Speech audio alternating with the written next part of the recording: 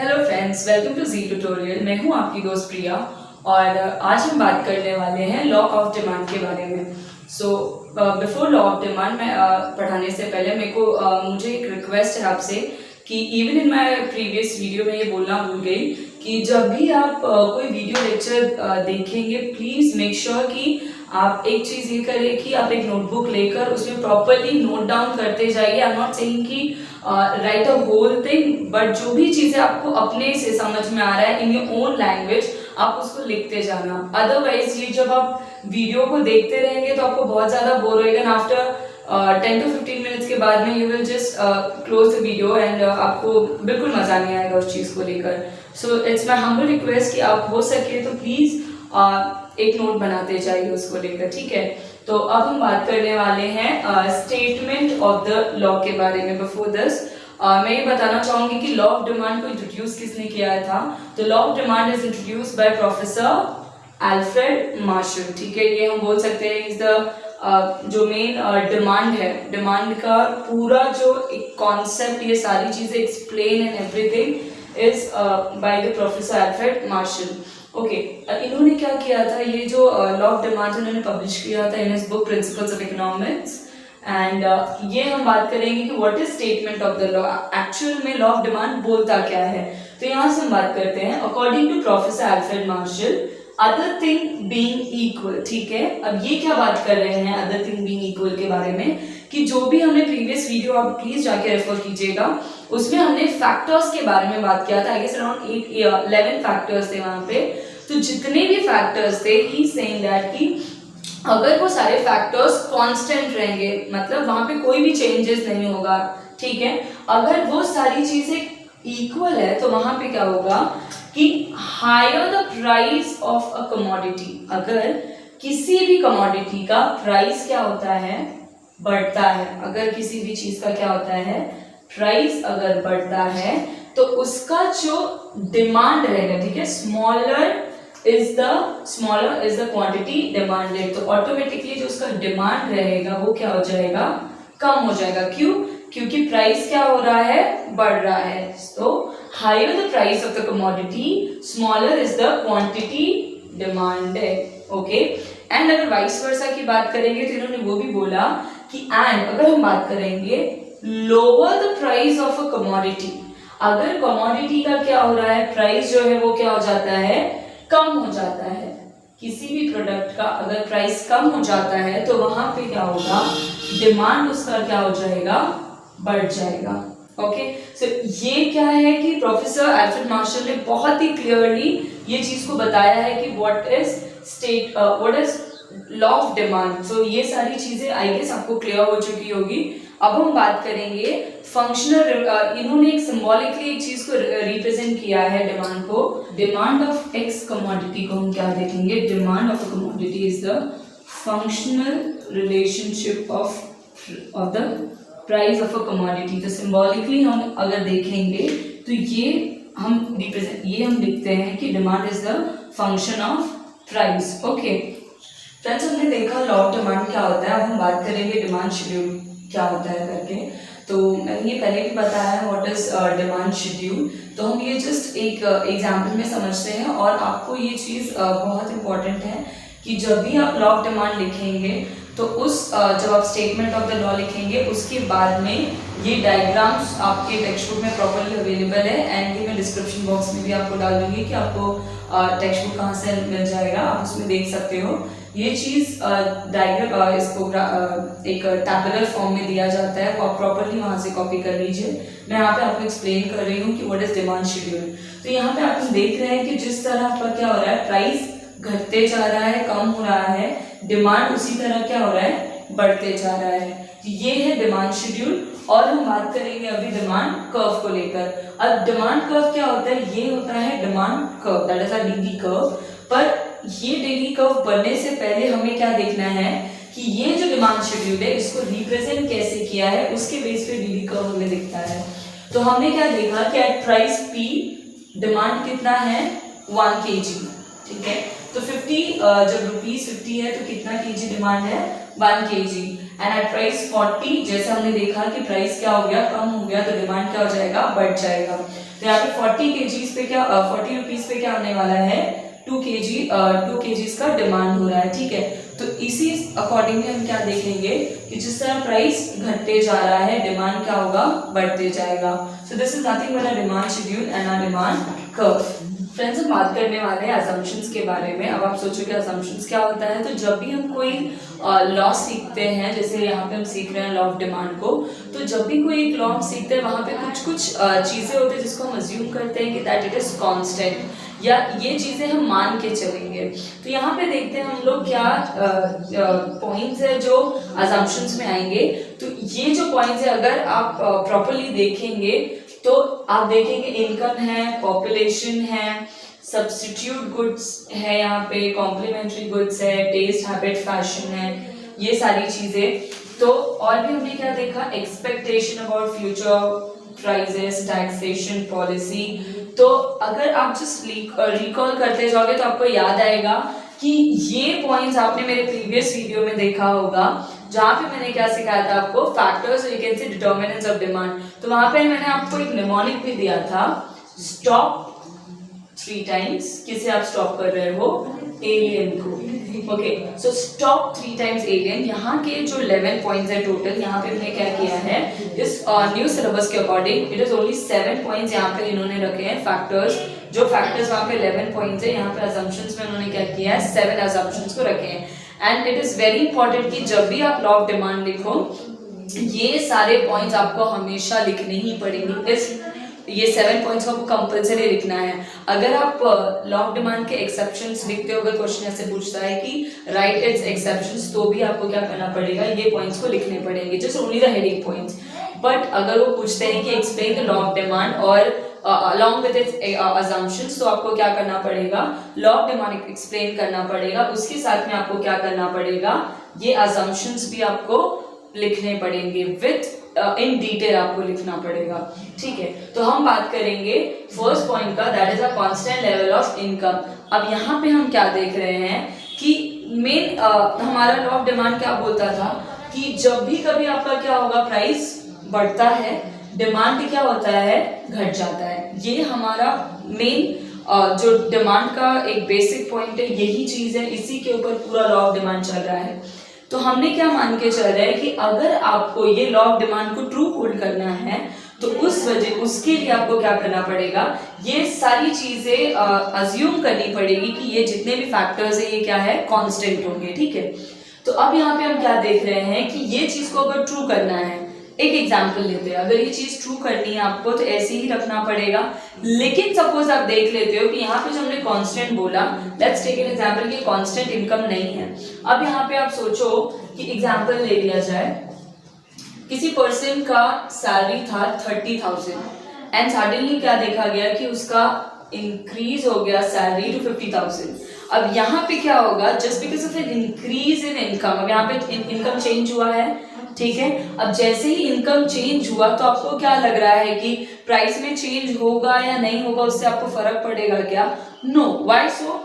क्योंकि आपका इनकम बढ़ गया, आपका रियल इनकम, परचेसिंग पावर आपका बढ़ गया। तो यहाँ पे क्या होगा, इवन दो आपको क्या करना पड़ेगा, उसी सेम प्राइस पे, प्राइस आपका बढ़ा नहीं है, उसी प्राइस पे आप क्या करोगे, ज्यादा डिमांड करोगे। अब मैंने बोला क्या कि प्राइस घटा है? नो, प्राइस वैसे का वैसे ही है, प्राइस जैसा था वैसे का वैसे पे ही हमारे पास में क्या हो गया, just because of income increase होने की वजह से हमारा क्या हो जाएगा, डिमांड क्या हो जाएगा, बढ़ जाएगा, ठीक है। तो लॉ ऑफ डिमांड, ये फैक्टर्स को वैसे ही रखने के लिए, लॉ ऑफ डिमांड वैसे ही रहने के लिए हमें क्या करना पड़ेगा, इन सब फैक्टर्स को क्या करना पड़ेगा, मान के चलना पड़ेगा कि ये सारी चीजें क्या है, कांस्टेंट है। क्योंकि अगर इसमें कुछ भी चेंज हुआ तो हमारा जो लॉ ऑफ डिमांड है वो होल्ड ट्रू नहीं करेगा। क्योंकि हमने देखा एग्जांपल कि यहाँ पे प्राइस में कुछ चेंज ना हो के भी ऑटोमेटिकली क्या हो गया, डिमांड बढ़ गया।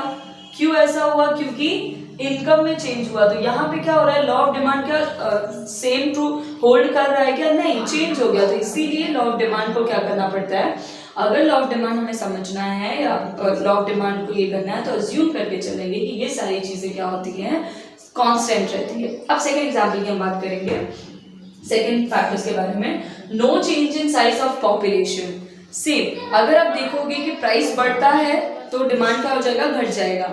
लेकिन हम बात करेंगे अगर पॉपुलेशन बढ़ गया, प्राइस वैसे का वैसे ही रहने दो, लेकिन अगर पॉपुलेशन बढ़ गया तो ऑटोमेटिकली क्या कर होगा, डिमांड भी बढ़ जाएगा। तो यहाँ पे क्या है, प्राइस तो वैसे ही, प्राइस में कुछ चेंजेस हुआ क्या, नहीं, प्राइस में कुछ नहीं चेंज हुआ, बट आपका तब भी डिमांड बढ़ गया। तो यहाँ पे लॉ ऑफ डिमांड क्या हो गया, और ट्रू नहीं दिखा रहा है, करेक्ट। जो आप लॉ ऑफ डिमांड बोलते हैं वो सही नहीं दिखा रहा है, इसलिए हम मान के क्या चल रहे हैं कि जो साइज ऑफ पॉपुलेशन है वो क्या होता है, चेंज नहीं होता है। Then price of substitute goods remain constant. तो अब हम बात करेंगे, जैसे फॉर एग्जांपल हमने लिया था कि टी और कॉफी, तो टी और कॉफी के लिए हमने क्या देखा कि अगर टी के प्राइस में टी का प्राइस बढ़ता है तो यहाँ पे क्या होगा, कॉफी का क्या हो जाएगा, डिमांड बढ़ जाएगा। लेकिन अब यहाँ पे हम क्या देखेंगे कि अगर सब्स्टिट्यूट गुड्स कांस्टेंट रहते हैं तो लॉ ऑफ डिमांड क्या होगा, सेम है, प्राइस अगर बढ़ता है तो डिमांड क्या हो जाएगा, घट जाएगा।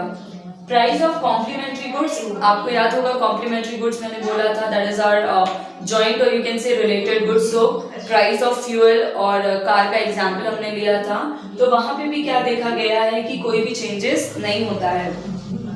No expectation about future change in prices, हमने देखा था कि कंज्यूमर एक्सपेक्ट करता है that in a new future क्या होने वाला, प्राइस या तो राइज होगा या तो फॉल होगा, और फ्यूचर में प्राइस राइज और फॉल होने की वजह से प्रेजेंट उसका डिमांड घटता है या बढ़ता है। तो यहाँ पे हमने क्या देखा कि जो फ्यूचर प्राइसेस होगा, ठीक है, फ्यूचर प्राइसेस वहां पे भी कोई चेंज नहीं होगा, वो चीजें कांस्टेंट रहेगी, तो law of demand will hold true. No change in taxation policy, और हमने एग्जाम्पल फैक्टर्स में अभी ये चीज करने से पहले गो थ्रू द फैक्टर्स और यू कैन से डिटरमिनेंट जो मैंने पढ़ाया था, आपको प्रॉपर्ली ये समझ जाएगा कि अगर टैक्सेशन पॉलिसी चेंज होती है, ठीक है, जो टैक्स रेट था अगर वो बढ़ जाता है, ठीक है, प्राइस वैसे का वैसे, ये टैक्स रेट बढ़ने के वजह से भी क्या होता है, डिमांड आपका घट जाएगा। तो यहाँ पे भी क्या बोला गया कि टैक्सेशन जो पॉलिसी है उसमें भी कोई चेंजेस नहीं होगा। तो आई होप सो कि ये चीजें आपको। फ्रेंड्स, हम बात करेंगे एक्सेप्शंस के बारे में। आप सोचेंगे एक्सेप्शंस क्या होते हैं, तो एक्सेप्शंस मतलब क्या होता है, जो हमारा लॉ है उसका टोटली ऑपोजिट पार्ट। अब आप सोच रहे होंगे कि ये क्या है, मतलब एग्जाम्पल मैं देती हूँ आपको, हमारा लॉ क्या बोलता है, लॉ ऑफ डिमांड, कि जिस तरह हम देखते हैं कि प्राइस बढ़ता है तो डिमांड क्या होता है, कम हो जाता है, राइट, ऐसे ही होता है। लेकिन एक्सेप्शंस में क्या हो जाएगा, जहां पे हमारा प्राइस बढ़ेगा और डिमांड भी क्या हो जाएगा, बढ़ जाएगा। ये बहुत ही रेयर केस होता है, बट स्टिल आपको ये सारे एग्जांपल से आपको पता चल जाएगा कि ऐसे होता है करके, एक्सेप्शंस भी हैं उसके।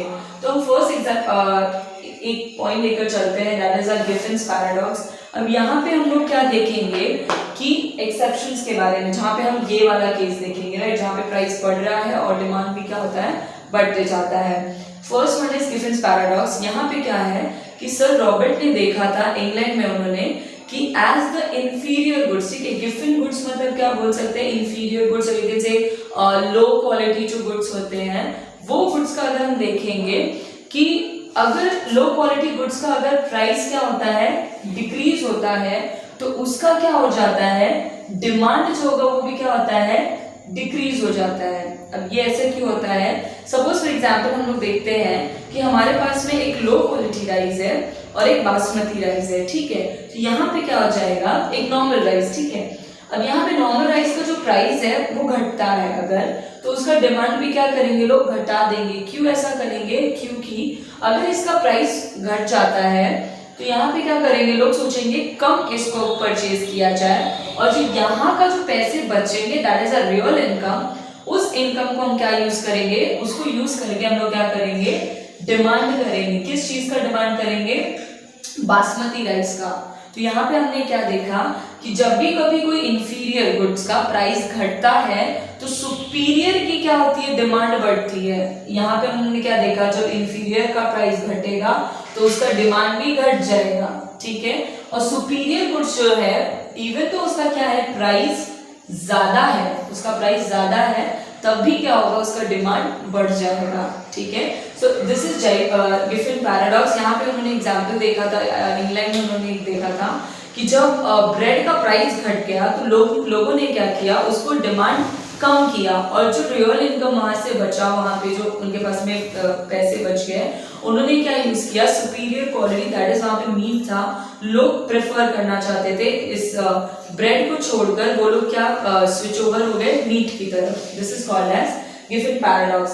Then we have second one is prestige goods. Prestige goods मतलब क्या हो जाता है, ऐसे गुड्स जो एक स्टेटस सिंबल होते हैं, जैसे हम देखेंगे गोल्ड हो गए, डायमंड हो गए, तो यहाँ पे क्या होता है, जिस तरह हम देखेंगे प्राइस, अगर गोल्ड का देखेंगे, ठीक है, गोल्ड का प्राइस जितना ज्यादा इंक्रीज होता है, लोग क्या सोचते हैं कि अरे ज्यादा इंक्रीज हो रहा है, इसका मतलब क्या है, फ्यूचर में और भी बढ़ते जाएगा, ठीक है।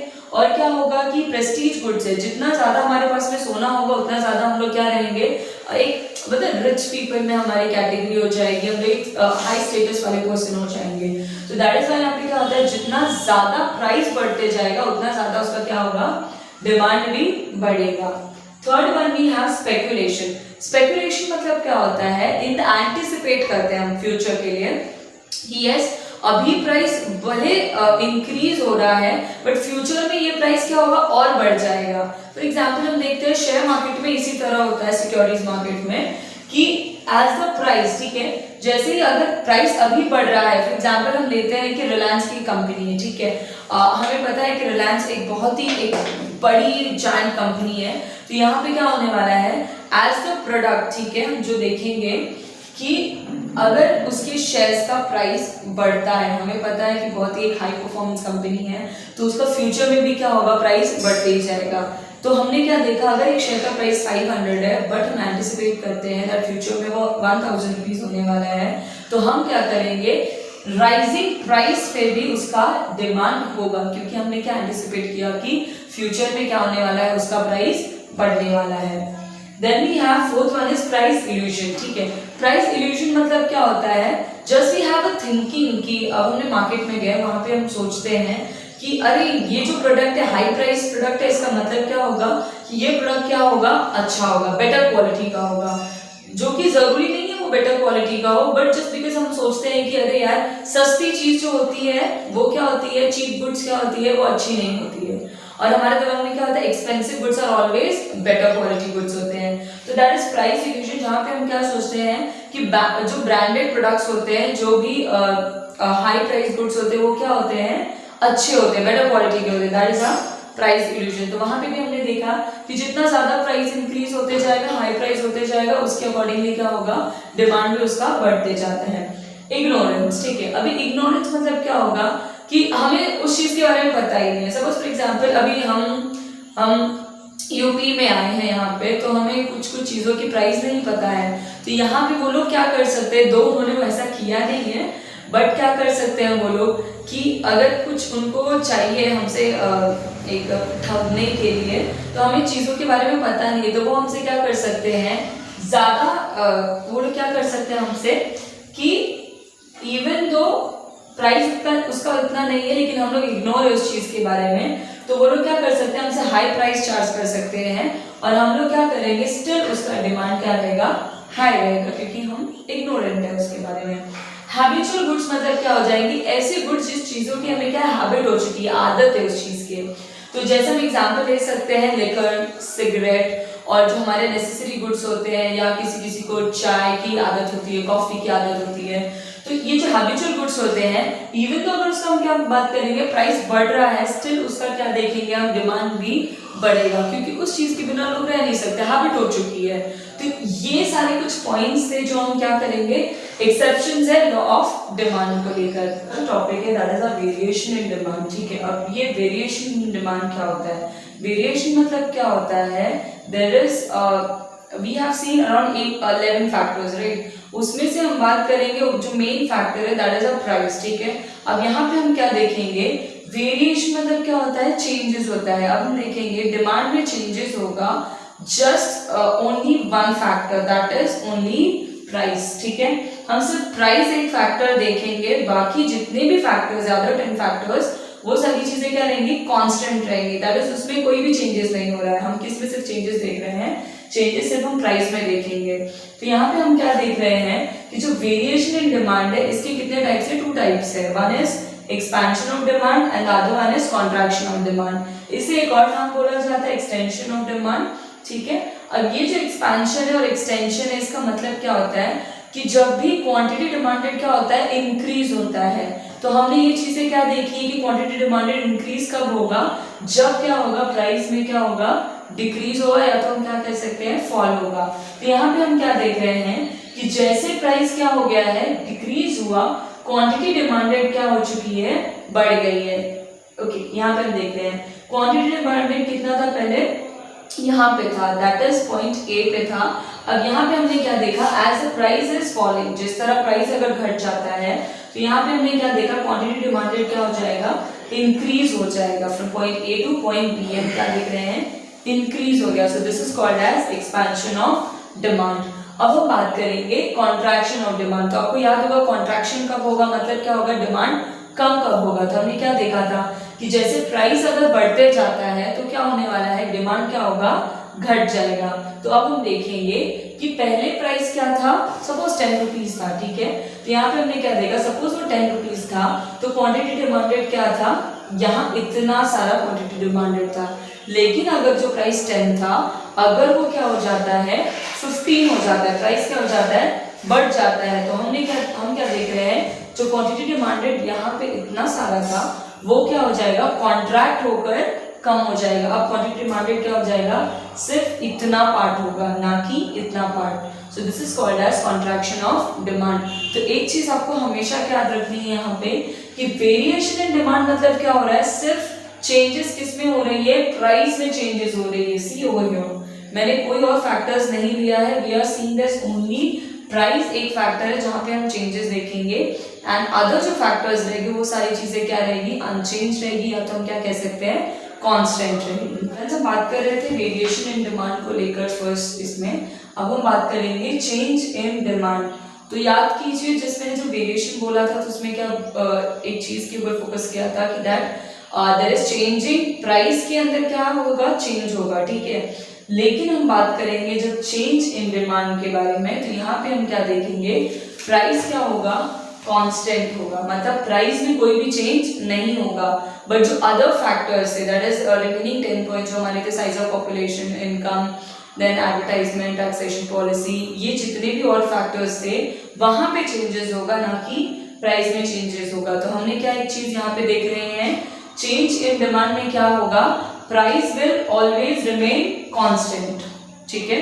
प्राइस हमेशा क्या रहेगा, हमारा कांस्टेंट रहेगा। चेंजेस किस में होंगे, अदर फैक्टर्स में चेंज होगा। तो हम एक एग्जांपल लेके चलते हैं कि इनकम में क्या हुआ है, चेंज हुआ है। Let's take an example over here कि चेंज इन डिमांड में हम क्या देख रहे हैं कि प्राइस क्या, इनकम, प्राइस वैसे का वैसे ही रहेगा, इनकम क्या हुआ है, इंक्रीज हो गया है, ठीक है। अब जब हम देखेंगे कि इनकम इंक्रीज हो गया तो हम एक चीज देख रहे हैं यहाँ पे, change in demand is also of two types, increase in demand, decrease in demand. तो हम क्या देख रहे थे कि जब भी इनकम क्या हो जाएगा, इंक्रीज हो जाएगा, तो डिमांड क्या होगा, ऑटोमेटिकली इंक्रीज हो जाएगा। तो हम देख रहे हैं प्राइस वैसे ही है, जस्ट किस में चेंज हुआ है, इनकम में चेंज होने की वजह से जो क्वांटिटी डिमांडेड है वो क्या हो जाता था, पहले ओपी था और अब ओक्यू था, अब क्या हो जाएगा, OQ1 हो जाएगा। ये ऐसा क्यों हो रहा है, क्योंकि प्राइस वैसे ही है लेकिन हमारे पास में क्या हो गया, इनकम इंक्रीज हो गई है। तो हम एक एग्जांपल यहाँ पे देखेंगे कि जो A था, ठीक है, फर्स्ट आवर जो DD कर्व था वो यहाँ पे था, ठीक है, लेकिन जब इनकम इंक्रीज हुई तो हमारी क्वांटिटी डिमांडेड क्या हो गए, D से D1 हो गया, फ्रॉम A से B हो गया। अब हम बात करेंगे डिक्रीज इन डिमांड। तो डिक्रीज इन डिमांड हम क्या देखेंगे, प्राइस वैसे ही है लेकिन जो अदर फैक्टर्स हैं, जैसे हमने वहां पे एग्जांपल लिया इनकम का, हम यहाँ पे एग्जांपल ले सकते हैं साइज ऑफ पॉपुलेशन, एडवर्टाइजमेंट। तो हम देखते हैं प्राइस वैसे ही है लेकिन अगर साइज ऑफ पॉपुलेशन क्या हो गया, कम हो जाता है, ठीक है। अब हम क्या देख रहे हैं, प्राइस वैसे ही है लेकिन साइज ऑफ पॉपुलेशन कम हो गया, जहाँ पे फैमिली मेंबर सपोज 10 थे, वहां पे अब एग्जांपल लेते हैं कि कुछ 3 मेंबर्स ही है, ठीक है। तो वहां पे क्या होगा, क्वांटिटी डिमांडेड क्या हो जाएगा, Q से क्या हो जाएगा, Q1 हो जाएगा, Q से क्या हो जाएगा, Q1 हो जाएगा। जो पहले क्या था, OQ था 10 मेंबर्स जो साइज ऑफ पॉपुलेशन था, अब क्या हो जाएगा OQ1 हो जाएगा। और यहाँ पे हम देखेंगे तो जो D था, ठीक है, जो हमारे यहाँ पे D1 था, अब वो शिफ्ट क्या हो जाएगा D2 पे हो जाएगा। तो this is called as decrease in demand. So guys, इसी को, this is the last point from chapter 2 of demand. I hope so कि आपको सारी चीजें क्लियर हुई होगी। अगर कोई आपको क्वेरी आती है तो आप क्या कर सकते हैं, जो नंबर दिया जा रहा है आप उसके ऊपर, व्हाट्सएप नंबर है वो, आप जाके क्वेरी पूछ सकते हैं वहाँ पे। मैं ट्राई करूँगी कि आपको जितना हो सकेगा आपको एग्जाम्पल्स देकर या फिर एकदम छोटे छोटे कॉन्सेप्ट में ही आपको एक्सप्लेन करने की कोशिश करूँ। Thank you friends.